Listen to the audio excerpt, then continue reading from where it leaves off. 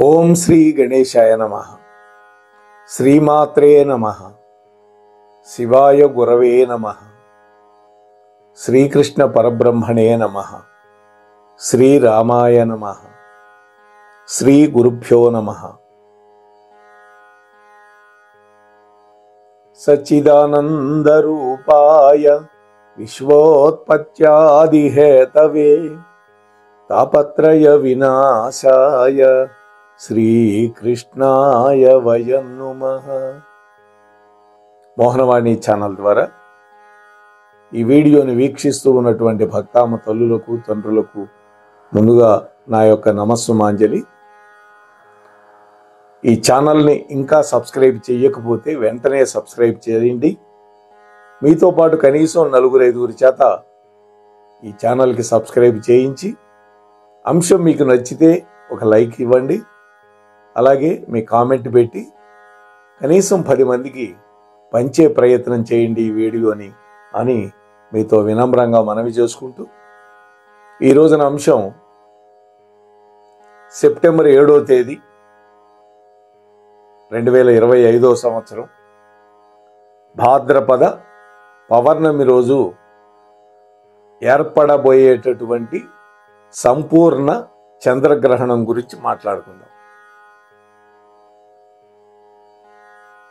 ఆ రోజు పౌర్ణమి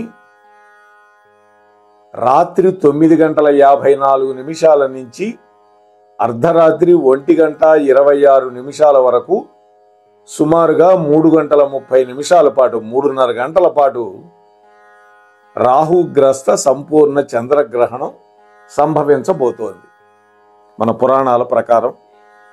అలాగే మన పంచాంగకర్తలు కూడా ఇచ్చారు. సంపూర్ణ చంద్రగ్రహణం ఇది రాహుగ్రస్తమైంది. ఈ యొక్క చంద్రగ్రహణం భారతదేశం అంతటా కనపడుతుంది. ఇటీవల కొన్ని గ్రహణాలు మన దేశంలో కనిపించటం, అటువంటప్పుడు మన దేశంలో కనిపించని వాటికి మనం పాటించవలసిన అవసరం ఉండదు. కానీ ఈ చంద్రగ్రహణం యావత్ భారతదేశం కనిపిస్తుంది. అందులో ఈ చంద్రగ్రహణం కుంభరాశిలో ఏర్పడబోతోంది. 12 రాశుల్లో కుంభరాశి. అందువల్ల ఆ కుంభరాశిలో ఉండేటటువంటి శతభిష నక్షత్రం వాళ్ళు, పూర్వభాద్ర నక్షత్రం వాళ్ళు ఈ గ్రహణ కాలంలో చంద్ర దర్శనం చేయకూడదు. ఇది జ్ఞాపకం పెట్టుకోవాలి.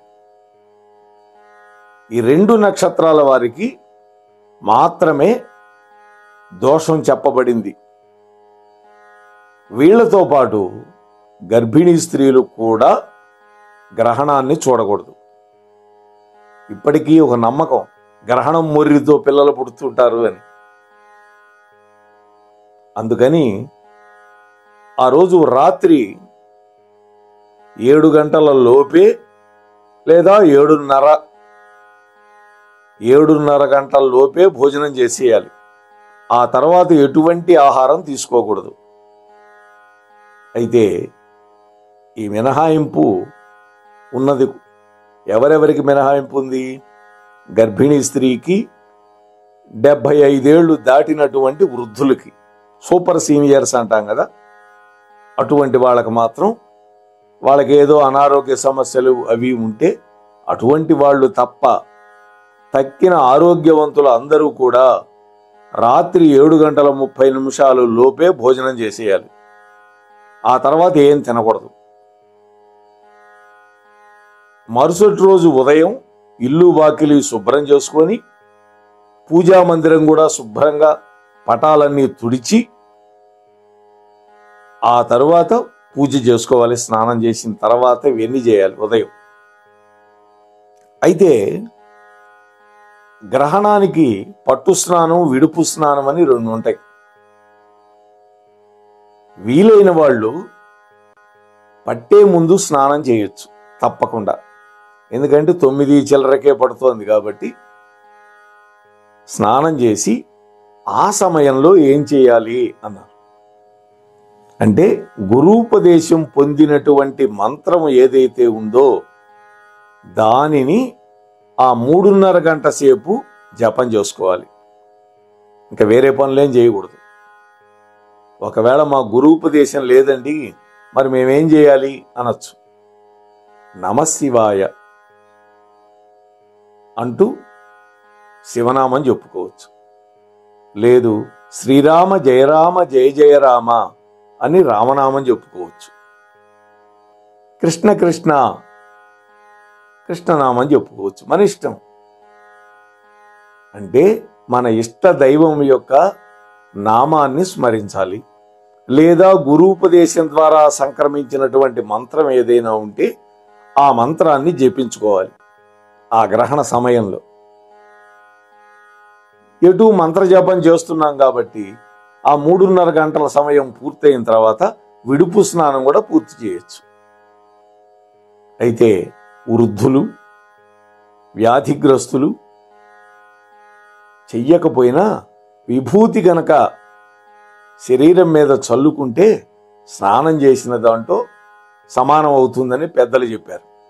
విభూతి. ఇంకపోతే దోషం కలిగినటువంటి శతభిష నక్షత్రం వాళ్ళు, పూర్వభాద్ర నక్షత్రం వాళ్ళు, ఈ 2 నక్షత్రాల్లో పుట్టినటువంటి వాళ్ళు దేవాలయానికి వెళ్ళి 1 కేజీంబావు మినువులు, కేజీంబావు బియ్యం, అలాగే చంద్రుడి యొక్క బొమ్మ, అలాగే సర్పం యొక్క బొమ్మ, ఈ 2 కూడా వెండిలో చేయించివి, చిన్నవి చాలు, మన శక్తానుసారం. ఒక మట్టి మూకుడులో నిండా నెయ్యి పోసి ఒక బ్రాహ్మణోత్తముడికి దక్షిణ సహితంగా దానం చేసుకోవాలి. అంటే ఇదే గ్రహణ శాంతి అని పేరు. ఆ 2 నక్షత్రాలు పూర్వభాద్ర, శతభిష నక్షత్రం, ఈ 2 నక్షత్ర జాతకులు మాత్రం తప్పకుండా గ్రహణ శాంతి చేసుకోవాలి. అంటే కుంభరాశిలో పుట్టిన వాళ్ళందరూ ఈ గ్రహణ శాంతి చేయాలి. మిగిలినటువంటి ఏ రాశిలో వాళ్ళకి ఏ ఇబ్బంది లేదు. ఇవాళ తెలిసి తెలియకుండా కొంతమంది యూట్యూబ్లో ఉచితంగా వస్తోంది కదా అని వాట్సాప్ల్లో చిత్ర విచిత్రమైనటువంటి వాదనలన్నీ చేస్తున్నారు. దయచేసి అవేవి నమ్మద్దు. ఏ రాశిలో అయితే గ్రహణం ఏర్పడుతోందో ఆ రాశిలో ఉండే ఆ 2 నక్షత్రాలకు మాత్రమే ఈ నియమం, తక్కిన వాళ్ళకి లేదు. కాబట్టి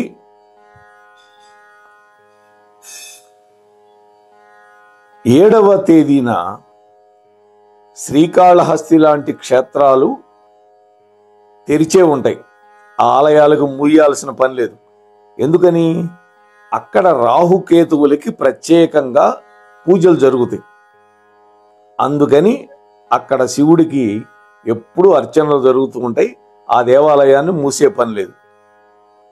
చివరికి తిరుమల వెంకటేశ్వర స్వామి యొక్క గుడి కూడా మూసేస్తారు.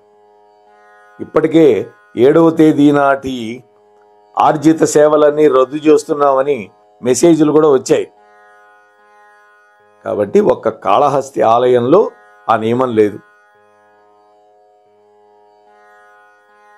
మిగిలినటువంటి అన్ని ఆలయాలు కూడా ఉదయం పూట చక్కగా నివేదన చేసి స్వామికి ఆ తర్వాత మూత మోస్తారు. మరుసటి రోజు ఆలయాలను శుద్ధి చేసిన తర్వాత అన్ని ఆలయాల్లో దర్శనాలు ఏర్పాటు చేస్తారు. కాబట్టి ఆలయ దర్శనాలకు వెళ్ళేటటువంటి వాళ్ళు ఈ సమయాలు చూసుకొని వెళ్ళండి. పౌర్ణమి రోజు స్వామిని దర్శించుకుందామంటే కుదరదు. ఎందుకని? నివేదన పెట్టిన తర్వాత దేవాలయం మూసేస్తారు. ప్రక్క రోజు వెళ్ళాలి. వెళ్ళి అక్కడ మనం దర్శనం చేసుకొని స్వామి యొక్క అనుగ్రహానికి పాత్రులం అవుదాం. కాబట్టి ఈ విశేషాలు మీతో పంచుకుందామని అనిపించింది. ఎందుకంటే చాలామంది చాలా అపోహలతో ఉంటున్నారు. ఆ అపోహల వల్ల డబ్బు ఖర్చు అయిపోతోంది, మనస్సుకి శాంతి లేకుండా చేసుకుంటున్నారు. ఎవడైనా సరే భగవంతుణ్ణి నమ్ముకుంటే సమస్త దోషాలు పోగొట్టగలిగినటువంటి వాడు భగవంతుడు. అందులో ఎవడైతే శివాలయానికి వెళ్ళి ప్రదోష కాలంలో అర్చన చేసుకుంటారో, అభిషేకాన్ని చేయించుకుంటారో, అటువంటి వాళ్ళకి గ్రహాల యొక్క బాధ ఉండదు అని పురాణం చెబుతోంది. శివపురాణం ముఖ్యంగా చెబుతోంది. అందువల్ల తప్పకుండా కుంభరాశిలో ఉన్నటువంటి ఆ 2 నక్షత్రాల వాళ్ళు తప్పకుండా గ్రహణ శాంతి చేయించుకోండి. ఇందాక చెప్పినటువంటి పదార్థాలు, ఒక మూకుడులో నెయ్యి, మన యథాశక్తి దక్షిణ పెట్టి ఒక సద్బ్రాహ్మణుడికి దానం చేసుకోండి. దానివల్ల, ఆ పరిహారం వల్ల ఈ గ్రహణం మీ యొక్క జన్మరాశిలో ఏర్పడుతున్నా కూడా ఎటువంటి దోషాలు మీకు అంటకుండా ఇవి కాపాడతాయి, రక్షా కవచంలాగా అని మీతో సవినయంగా మనవి చేస్తూ ముగిస్తూ ఉన్నాను. స్వస్తి సర్వేషాం. మన కార్యక్రమాలు నచ్చితే ఒక లైక్ చేయండి, మాకు ఎంతో ఎంకరేజ్మెంట్గా ఉంటుంది. అలాగే కామెంట్ చేయండి. కామెంట్ చేస్తే మేము మంచి క్వాలిటీ కంటెంట్ అందించడానికి దోహదపడుతుంది. ఆడియోస్ని షేర్ చేయండి. ఆడియోని షేర్ చేస్తే మన ఛానల్ అభివృద్ధి చెందడానికి ఉపయోగపడుతుంది. ఇంతవరకు మన కార్యక్రమాన్ని చూస్తూ ఎంజాయ్ చేస్తున్నట్లయితే, ఒకవేళ సబ్స్క్రిప్షన్ కనుక చేయలేకపోతే ఇప్పుడే ఈ క్షణమే సబ్స్క్రైబ్ చేసుకుని ఆ పక్క నుండి బెల్ బటన్ మోగించండి. వినండి, వినిపించండి, వింటూనే ఉండండి మోహనవాణి తెలుగు పోడ్కాస్ట్.